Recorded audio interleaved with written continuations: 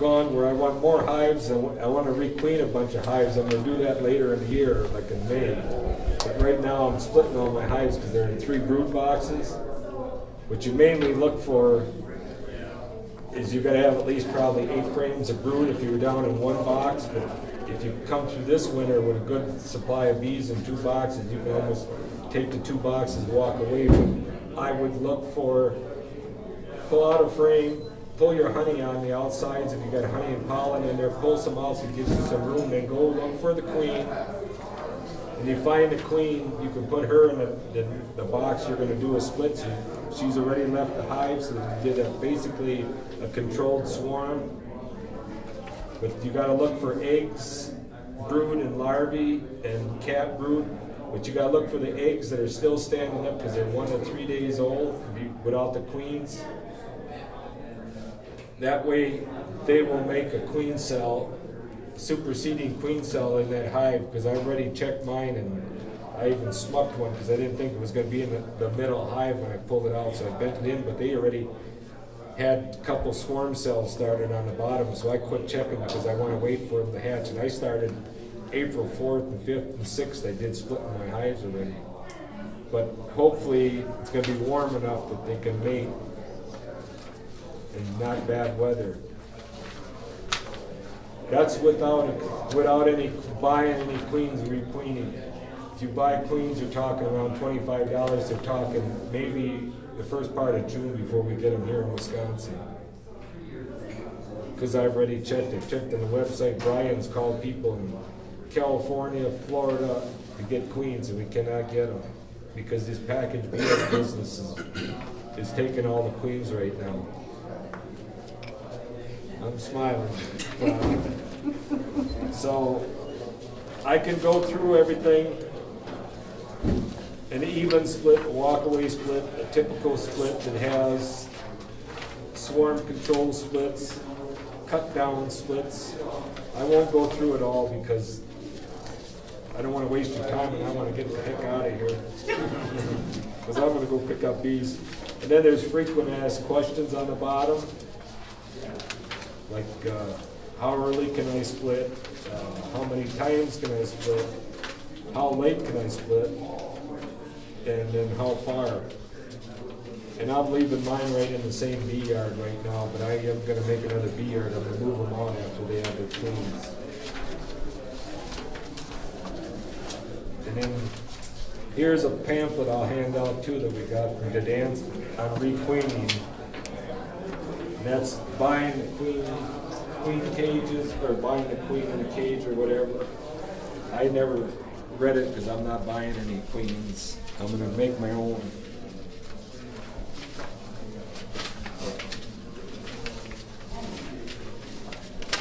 You get one of these?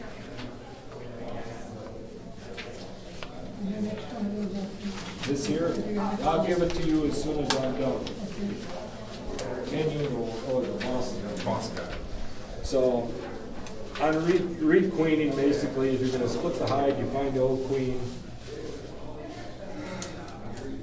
You can do 2 things. Before you get the queen, you can put a queen excluder in there if you got 2 boxes on, and then find out like 3 or 4 days later, come back and see where the queen is laying. Or you can look for the queen and then do the walk away with the queen. And then with the queen cage, it usually has candy in the end of it. You can, once you put it in that hive, you don't want her out right away because they'll ball up and kill her. So what you want to do is just even, they've got candy filled in there, you still want to poke a hole like with a nail or something in there so they can start eating it out faster, but they'll usually release her in like 2 to 3 days. But you should check after that to make sure she's released because they've already accepted her with her smell and stuff in the hive. So other than that, questions? Which split do you prefer? The walkaway? I'm doing the walkaway because to buy queens for $25 isn't worth it. Well, there were some other options as far as different kinds of splits, but I assume right. Most of them. Walkaway, that's what you're talking about. Yeah, well, the walkaway splits with 5 frame nukes. You can put frames in the box with the eggs and stuff, you know, instead of putting them in a full box. So when you just split or you don't take put a new queen in it. What's- So how far away do you have to put the new hive when you don't requeen it, when you let them? You let them? It can be in the same yard. You can, like if you got one facing this way, you can set up a new box and face it in an opposite direction right next to it, or move it on the other side of your yard that you got fenced in. This Michael Bush said no matter if you move them 1 inch, 1 foot, but if you get enough bees when you take that queen away, and with the workers and everything else, you leave enough, those foragers coming back will come back to that old hive without the queen, and they'll make a queen cell. I mean, like I said, I come back like in 4 or 5 days, and they already had a cell that was made and capped over. But I wouldn't check it. If you do, you're going to have to pull the outside frame so you don't, because that cell is usually sticking out from the frame, and I smucked mine, but they still had 2 super or swarm cells in the bottom on that one hive, and I said, I'm going to wait till they hatch. So today's what, the 15th? And I put them in the 4th, so I got like 4 more days they're going to hatch, but then they're talking rainy weather the rest of the week, so they get mated. They're going to mate in anywhere from 3 to like 5 days. Get mated with drones, and then by the time they start laying, you get eggs. From the time you got an egg to the time that they start laying is going to be roughly about 28 days or so, and then it's another 21 days before you're going to have bees. So that's why you want to move the old queen, where you got these foragers coming in that are still going to keep the bee population. So you want the old queen in the new box. Right. Yeah. You're doing what just instead of having your bees leave and go to a tree, you're just controlling the swarm by taking that queen out of there. And because one hive I split on the 4th or the 5th. When I was there yesterday doing my boxes, I already had them swarming. I mean, outside 2 boxes were plumb full of bees. And I looked in there and they had superseding cells already in the frames. So I didn't find the queen because I didn't have time. And there's 2 boxes plumb full of bees, so I just pulled one off and walked away with it. And the queen might be in that first box yet, I don't know. Then I threw an empty box on top of that hive and then walked away with the other ones. So. Do you usually want to add more space right away then? If you split it, do you add more space onto the old hive right away? Well, if you're taking frames out, if you're taking 2 boxes and splitting them, you're basically taking 10 frames away. You can put another box on there if that bottom box is full of bees. Okay. So hopefully, and then you still got to check them, but you want to try and find the queen if possible, because I've gone through 3 boxes, 29 frames got to it, and Brian called me. I said, instead of taking the frame and putting it in the box and then calling him back, I set it back in there. Well, then I went to see it was him. I come back and I had 7 frames left in that bottom box, and I could not find that queen, and I went back and forth 4 times. She went down to the bottom on the bottom board, and she's hiding there with me. Mm. So, okay. But usually when you pick out the frame, you start going through them and there's that many bees. If you just hold it up and scan, you can find that queen. Even if you don't, sometimes you go back the second time through it and she'll be right there. Like I said, I found some, we go through the 3rd or 4th frame and there she is in the top box. And then one hive was right down the bottom. So it's a challenge, but you probably need magnifiers for finding the eggs anyway. Yeah, it's hard to find eggs. So all you need is the little eggs before they're capped over. You just eggs are standing for 3 days. And once they lay down and start curling, they already turn into larvae. Okay, so. Yep, I got that poster, that life cycle in my car if anybody wanted to see what it looks like. Because Natalie's going to be taking that. Standing eggs. What's that? Standing eggs is how you describe them. Yep. Okay. And there'd be just like a little dot when you look in there. It's hard to see them, even with the sunlight to your back and everything. Jim, I have a question about, not just about splitting, but last year, 2 of my hives were making just constantly queen cells. I mean, there'd be 3, 4 on a, 2 or 3 Superseding? Superseding, yeah, not the swarm cells. And what can I do with those? I mean, is that a good time to use one of those for a split? That's where you can take a 5-frame, 4-frame nuke box, take one of those queen cells out,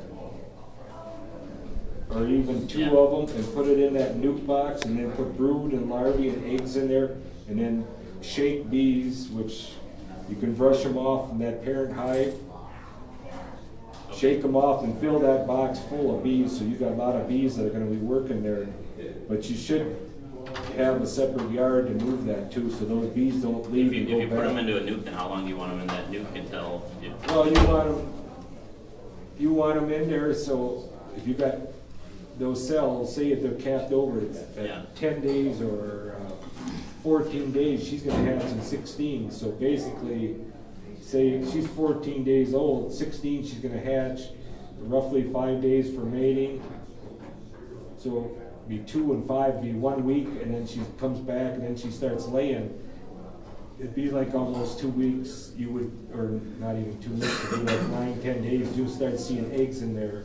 And then the larvae turns into larvae from the eggs at 3 days. So you'd say 2 weeks, you should see the queen laying eggs if she was hatched out, mated, and starts laying. And then from the time you start seeing those eggs in there, it's 21 days before they start hatching. So that'd You be can good leave them timing. in there and then in that box until they get to like 4 frames, almost full. Okay. Then you can move them into the regular box.